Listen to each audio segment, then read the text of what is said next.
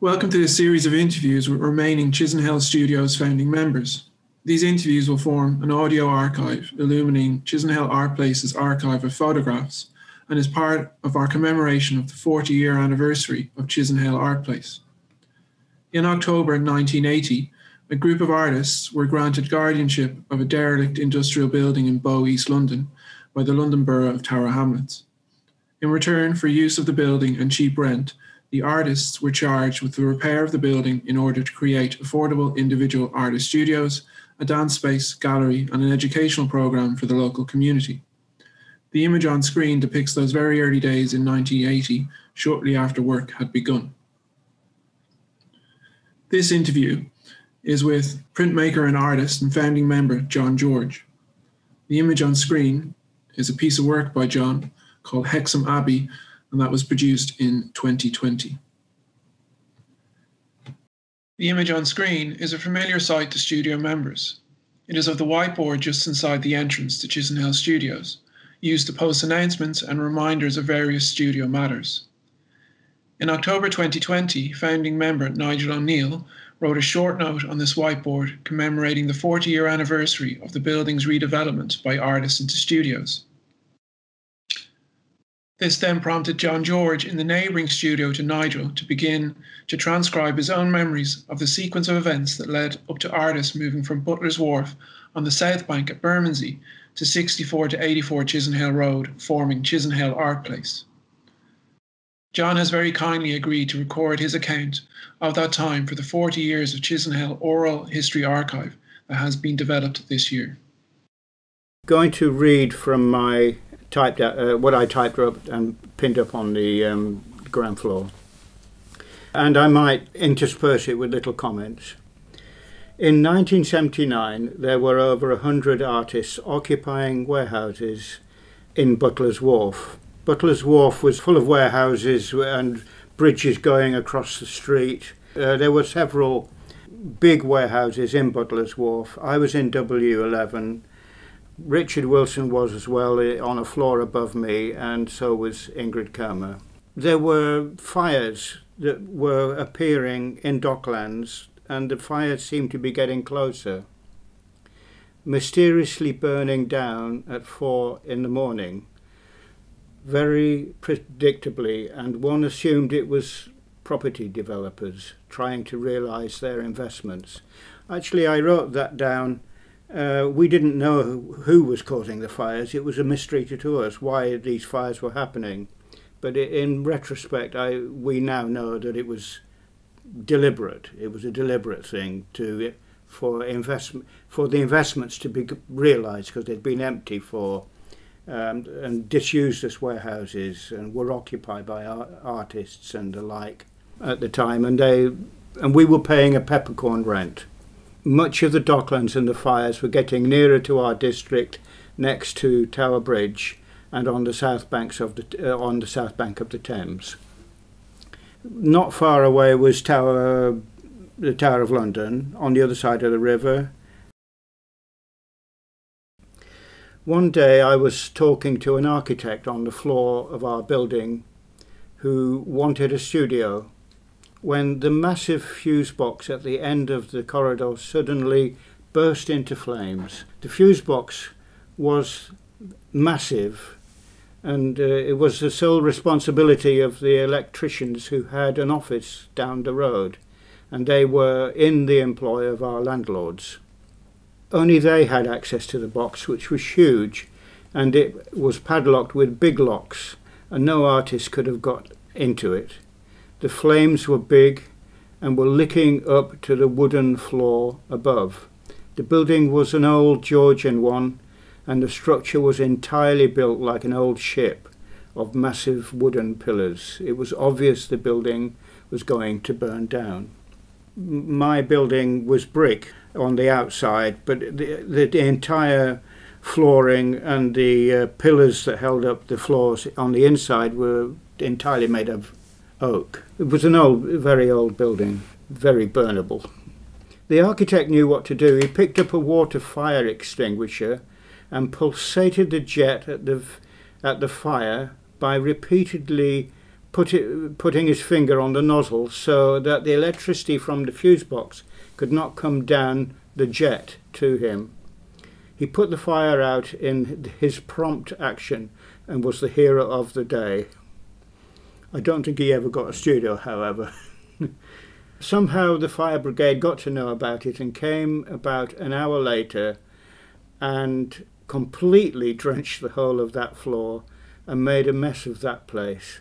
They left the massive fuses and left them on the stairwell window sill as evidence. On one of these monster fuses, a prong was bent over and touching the other terminal, and was obviously the cause of the explosion. It looked deliberately bent over. Also, the electricians happened to be away that day, and it all looked very suspicious. These electricians had a little office just down the road from us. They were friendly with everybody, but they were the ones that installed the electricity when a floor got occupied with artists. All the artists got together to discuss the problem. As the landlords, they were a big international company, were blaming the artists for this fire. We knew this was not true. Of course we knew it wasn't true, because the fire was the responsibility of the electricians. They had caused it, obviously, in some sort of way. Amongst us was an older artist called Maurice Aegis, who was quite well known. He said we should resist the landlord's threat to get rid of us, to let television know what they were up to. 1 week before Christmas, the landlord struck with their ploy. So I've missed out in that we actually formed ourselves into a committee and started making a lot of noise. And then I go on to say that they sent a letter stating a massive increase in the rent and slapping insurance onto us, an unpayable amount, before we had paid a peppercorn rent, then backdated the sum by a year. But then, if we left before Christmas, it was very near Christmas, they were going to waive it. Up to this point, we were doing well to refuse to go, and our call on the media had worried the landlord. But now individual artists were panicking to leave. They were leaving in vans loaded up. One artist jumped out of his first floor winch window onto a thief who was trying to steal his open top car, rather. Also, we had a huge party before this and had invited London to come to it. The entrance was £1 and we raised £1,000 by this way, which was the seeding fund for what happened next. Actually, I went on holiday in this period, so I wasn't at the party. Had nothing to do with the organisation of the party, but I was the chairman of the group. But I'd gone on holiday, didn't see how we managed to get this party organised, but it was a successful party. Again, Maurice Aegis said we should be a recognised body and we should look for another building, and everybody on the committee should seek a building with a proper lease. I started looking around for warehouses and empty buildings near where I lived in Tufnell Park, and other people looked all over London. So eventually we found a building, which is the one we're now in, and our application was accepted by the council. Additionally, they said of us that we were the best development in the borough for 10 years. We wondered what on earth was the second best thing that happened 10 years before. The ground floor had been used to store old shoes, and there had been a fire of them in the ground floor, which was blackened with soot. The council said that the ground floor should become a car park. Nobody had a car, so what was the use of a car park? We got round this by saying it would become a drive-in gallery,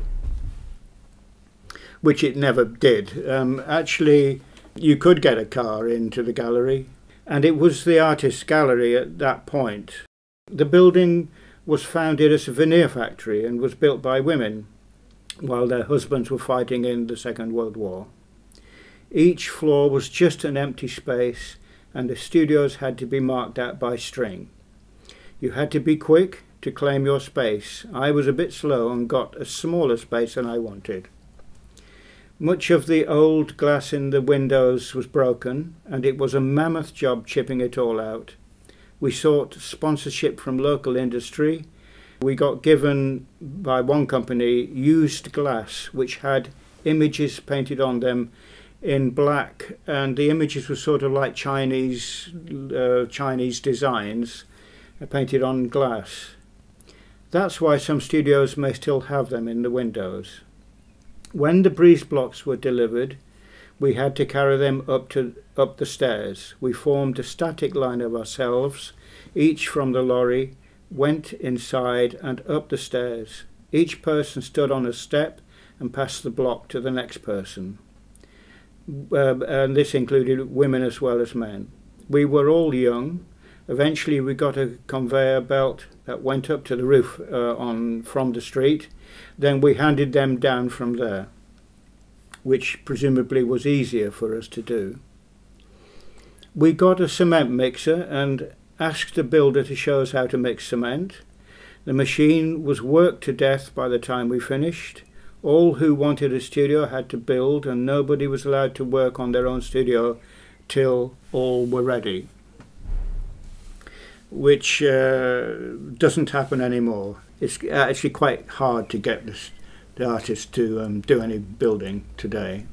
The camaraderie was good. When Christmas came, we all cooked food and at home, then brought it in keeping it wrapped up and warm.